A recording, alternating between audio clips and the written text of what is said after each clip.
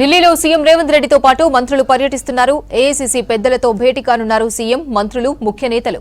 తెలంగాణలో ప్రభుత్వ పాలన, వరుస ఎన్నికల్లో సాధిస్తున్న విజయాలు, రాష్ట్రంలోని రాజకీయ పరిస్థితులను పార్టీ అగ్రనేతలకు వివరించనున్నారు CM Revanth Reddy. PCC chief Mahesh Kumar Goud శాఖల వారీగా సాధిస్తున్న ప్రగతిని చెప్పనున్నారు మంత్రులు. ఏఐ ఇంపాక్ట్ సదస్సుకు హాజరయ్యారు సీఎం రేవంత్. మంత్రి శ్రీధర్ బాబు రాష్ట్రంలో పెట్టుబడులపై పలు దేశీయ, అంతర్జాతీయ సంస్థల ప్రతినిధులతో చర్చించనున్నారు. పలు సెషన్స్ లో కీలక ప్రసంగం చేయనున్నారు మంత్రి శ్రీధర్ బాబు. స్కీమ్స్ ఎట్లా నడుస్తున్నాయి తెలంగాణలో, ప్రజల్లో ఏదైతే నమ్మకం ఉందో ఈ ప్రభుత్వం పైన, ఇవన్నీ అంశాలు కూడా ఈరోజు ముఖ్యమంత్రి గారు హైకమాండ్కి ప్రజెంటేషన్ చేస్తారు.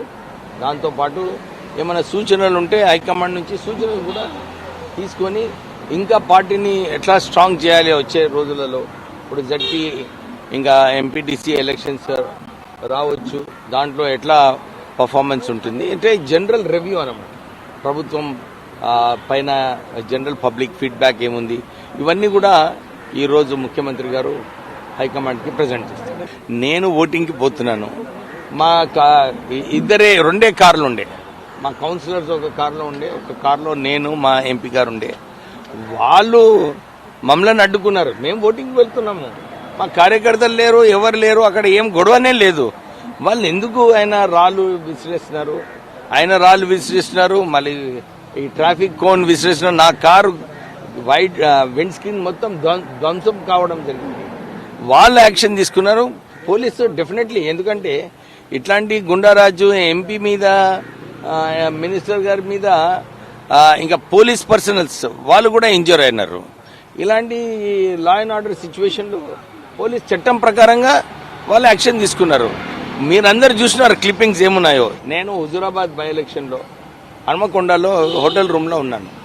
నా పైన అప్పుడు సుమన్ వచ్చి కలిసినాడు. దాని తర్వాత అర్ధగంటలో రేడ్ అయింది. నేను ఈ 2.5 సంవత్సరాలలో చెన్నూరు నియోజకవర్గంలో ఒక్క టీఆర్ఎస్ నాయకుడిని నా అరెస్ట్ చేసినాము, నా రేడ్ చేసినాము, నా ఏదైనా అధికారం దుర్వినియోగం ఎప్పుడు చేయలేదు.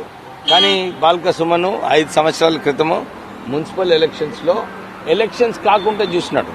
ఎలక్షన్స్ కాకుండా దబాయించి విత్డ్రా చేపించి ఇతర పార్టీలను పైసలు ఇష్టం వచ్చినట్టు సెటిల్మెంట్ చేసుకొని ఆయన ప్రజాస్వామ్యాన్ని కూనీ చేసినాడు. ఆయన ఈ సంవత్సరము అన్ని చోట్ల ప్రాపర్గా ఎలక్షన్స్ జరిగినాయి ప్రజాస్వామ్యంగా. అందు గురించి వాళ్ళు సిపిఐతో పొత్తు పెట్టుకున్నారని ఖైతాన్పల్లిలో కూడా వాళ్ళు గెలిచినారు. నిజంగా అధికార దుర్వినియోగం ఉంటే ఇవన్నీ ఉంటుండేనా? సో వారు ఆలోచించుకోవాలి ఎందుకు అట్లా చేసినారు, ఏం పరిస్థితుల్లో ఆయన చేసినాడో ఆయన ఆత్మవిమర్శనం చేసుకుంటే బాగుంటుంది. కాంగ్రెస్ జాతీయ పార్టీ అని తమ అగ్రనాయకత్వం ఢిల్లీలోనే ఉందన్నారు మంత్రి పొన్నం ప్రభాకర్. పార్టీ, ప్రభుత్వానికి సంబంధించిన అంశాలపై పార్టీ పెద్దలతో చర్చించబోతున్నామని చెప్పారు. కొందరు దీన్ని భూతద్దంలో చూస్తున్నారని విమర్శించారు. తాము ఫామ్ హౌస్ రాజకీయాలు చేయడం లేదని స్పష్టం చేశారు. ప్రాంతీయ పార్టీ అయిన బీఆర్ఎస్ ఢిల్లీలో ఆఫీసు ఎందుకు కట్టుకుందని ప్రశ్నించారు పొన్నం. తెలంగాణలో ఉన్నటువంటి ప్రభుత్వానికి సంబంధించిన, పార్టీకి సంబంధించిన, రాబోయే కాలానికి సంబంధించిన, మొన్న జరిగిన సర్పంచ్, స్థానిక మున్సిపల్ ఎన్నికల్లో జరిగినటువంటి అంశాలకు సంబంధించినటువంటి అంశాలను చర్చించేటువంటి హక్కు వ్యవస్థ ఉంది మాది జాతీయ పార్టీగా. ఈరోజు దాన్ని కూడా భూతద్దంలో పెట్టి చూపే విధంగా ప్రయత్నం చేస్తున్న వాళ్ళని అడుగుతా ఉన్నా, మీరు సెక్రటరియట్ రాజకీయాలను, పరిపాలనను వదిలిపెట్టి ఫామ్ హౌస్ నుంచి చేస్తే లేని పొరపాటు. నేషనల్ పార్టీగా మేము మా ఢిల్లీ హెడ్ క్వార్టర్లో మేము మంత్రులమైనా, ముఖ్యమంత్రి అయినా, ఎవరైనా ఢిల్లీకి రాదైనా తల్లి కొడుకు అన్నట్టుగా మేము కాంగ్రెస్ పార్టీ కార్యకర్తలం, కాంగ్రెస్ పార్టీ నాయకులం. మా all India Congress president any time summon చేసి పిలిచేటువంటి హక్కు ఉంటుంది. బరాబరుగా కలుస్తాం, బరాబరుగా ప్రజా పరిపాలన అందిస్తూ ఉన్నాం. మేము చెప్పిన మాటలు ముందుకు తీసుకుపోతాం. ఎవరు ఎన్ని మాట్లాడినా ఫలితాలు మీ ప్రతిపక్ష బాధ్యతను ఏ విధంగా విఫలమైందో చూపెట్టే ప్రయత్నం చేస్తూ ఉంది. కేంద్రం నుంచి బీజేపీ నిధులు తేవడంలో రాష్ట్రానికి అన్యాయం చేస్తున్న అంశాన్ని తెలంగాణ ప్రజలు గమనించినారు. ఇవన్నీ కూడా తప్పకుండా కాంగ్రెస్ పార్టీ ఇంకా మరింత ప్రజలకు ముందుకు పోయే విధంగా సమీక్షించుకోవడం అనేటువంటి ఒక నేషనల్ పార్టీగా తప్పకుండా ఇది ఒక భాగం. మేము ఫామ్ హౌస్ రాజకీయాలు చేస్తాం. మీరు తెలంగాణ ఉద్యమం అప్పుడు ఢిల్లీ రాలేదా? ఢిల్లీలో కదా నిర్ణయం జరగాల్సింది పార్లమెంట్లో. కాబట్టి ఢిల్లీ అనేటువంటిది దేశంలో అంతర్భాగం. Delhi political head quarter, all political national పార్టీకి ఇక్కడ ఆఫీసులు. మీరు కూడా కదా గతంలో ఆఫీస్కి పార్టీ స్థలం తీసుకున్నారు ఢిల్లీలో. మీరు రీజనల్ పార్టీ అనేది ఢిల్లీలో ఆఫీస్ ఎందుకు మీకు? కాబట్టి ఇవన్నీ అర్థరహిత. మహారాష్ట్రకు పోయినరు, మీరు మహారాష్ట్రలో ఏం పని మీకు?